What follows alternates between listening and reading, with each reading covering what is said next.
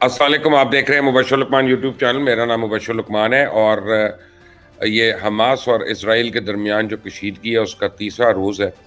اور اب حماس کو پسپا کرنے کے لیے اسرائیل نے بڑے خوفناک حملے شروع کر دیے ہیں. لیکن اس سے پہلے ایک بات آپ کو میں بتاؤں کہ کم از کم میں نے اپنی پوری زندگی میں ایسا نہیں سنا تھا کہ اسرائیل کے ملٹری بیس کے اوپر قبضہ ہو جائے گا.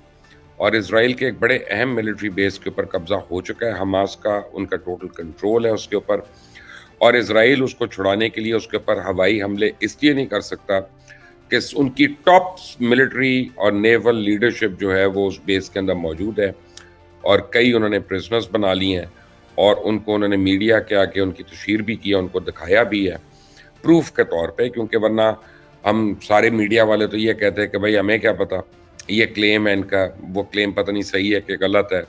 تو حماس نے جو ہے اس کو دکھانے کے لیے انہوں نے لوگوں کو سامنے دکھایا. انہوں نے اپنا نام بولا، اپنا عہدہ بولا، اپنا رینک بتایا، اور اس طرح سے انہوں نے دنیا کو باور کروایا.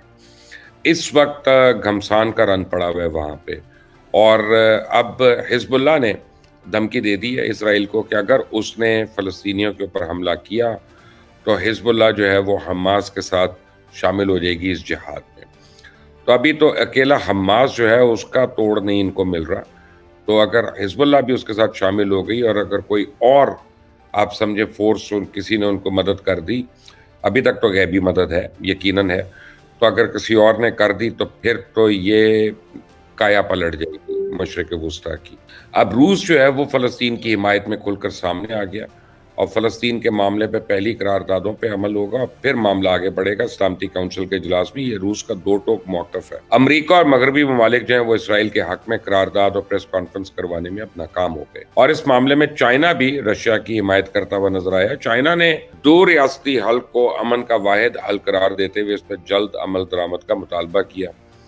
اب یہ دو ریاستی عمل کیا ہے، میں عام جن کو نہیں پتا میں ان کو بتا دوں کہ سعودی عربیہ کے ایک کنگ فہد بہت بڑے کنگ تھے، سلطان تھے. انہوں نے بہت سال پہلے یہ سلوشن دیا تھا. انہوں نے کہا تھا کہ بھائی تم فلسطین کو ریاست بنانے دو اور اس کو ایک الگ ملک بنا لو، اور اس کو ریکگنائز کرے یونائٹڈ نیشنز، اور وہاں پہ ہر قسم کا قتل و غارت بند کرو اور ان کی فورسڈ ایویکویشن وغیرہ، اور تم جو تمہارا حصہ ہے تم اس کے اوپر رہو، اور تم نے جو کرنا ہے وہاں پہ کرو. تو یہ جو ہے آج تک اس کے اوپر عمل نہیں ہوا. ایک ہیکرز گروپ ہے، اس نے اسرائیل کی ساری سرکاری سائٹس کو ہیک کرنے کے بعد ایک پیغام جاری کیا. اس کا کہنا ہے کہ اسرائیل نے یوکرین کے اندر روس کے ساتھ بے وفائی کی تھی. عرب لیگ اور OIC فلسطین کے معاملے پہ مسلسل روس کے ساتھ رابطے میں ہے، اور جس سے ظاہر ہوتا ہے کہ مشرق وسطیٰ کے اندر روس کا عمل دخل بہت بڑھ چکا ہے. حماس اور ایران کی کامیابی کی صورت میں پورا مشرق وسطیٰ جو ہے روس کے بلاک کا حصہ بن سکتا ہے، اور عرب ورلڈ کے اندر امریکن مفادات کو یہ بہت بڑی ٹھیس پہنچ سکتی ہے، اور ڈینٹ تو پڑ چکا ہے، اس میں تو کوئی دو رائے نہیں ہے.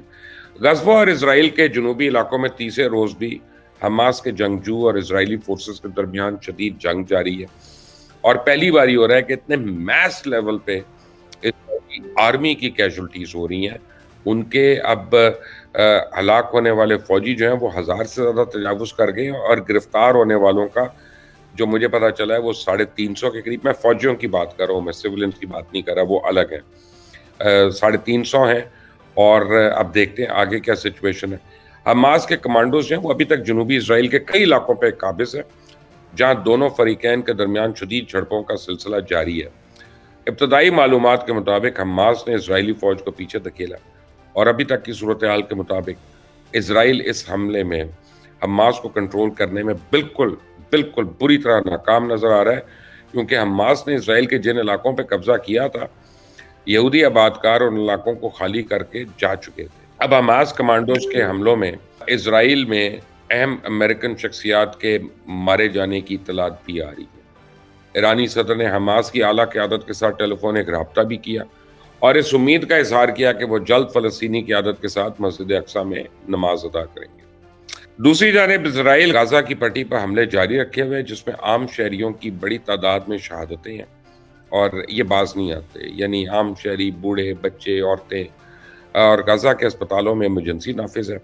اسرائیل کی طرف سے بجلی اور ایندھن کی سپلائی بند ہونے سے اب ہسپتالوں میں کریٹیکل سچویشن پیدا ہو گئی، لیکن اس کا یونائٹڈ نیشنز کوئی جو ہے اس کے اوپر کوئی ایکشن نہیں ہوگا، نہ اس کے اوپر امریکہ یا یورپ جو ہے وہ کنڈیم بھی نہیں کرے گا۔ بہرحال میجر جو ڈیولپمنٹ ہے وہ یہ ہے کہ اسرائیل کی کرنسی ایک دم گرنا شروع ہو گئی ہے اس جنگ کی وجہ سے، اور بہت سخت ان کو اس میں تکلیف ہو رہی ہے۔ اب حماس اور اسرائیل کے درمیان لڑائی کے بعد پیدا ہونے والی صورتحال جو ہے اس کے نتیجے میں بینک آف اسرائیل اس نے پہلی باری $30 بلین جو فورن کرنسی ہے وہ اوپن مارکیٹ میں بیچنے کا اعلان کیا۔ بینک آف اسرائیل کا کہنا ہے کہ صورتحال اور مارکیٹس کا جائزہ لیں گے اور صورتحال کے مطابق تمام دستیاب طریقہ جو ہے وہ اس کے ساتھ کام کریں گے۔ ان کا کہنا ہے کہ یہ جو سویپ میکنزم ہے اس کے ذریعے مارکیٹ میں تقریباً $15 بلین تک لیکوڈیٹی انہوں نے فراہم کرنی ہے، اور بینک آف اسرائیل کے اعلان سے پہلے اسرائیلی کرنسی جو تھی وہ 7.5 سال کی عرصے میں میکسیمم اس کی ریڈکشن ہوئی ہے، جبکہ بینک آف اسرائیل کا یہ اقدام حماس کے حملوں کے دوران کرنسی کی گرتی ہوئی قدر اور اس کی قیمت کو سنبھالنے کے لیے۔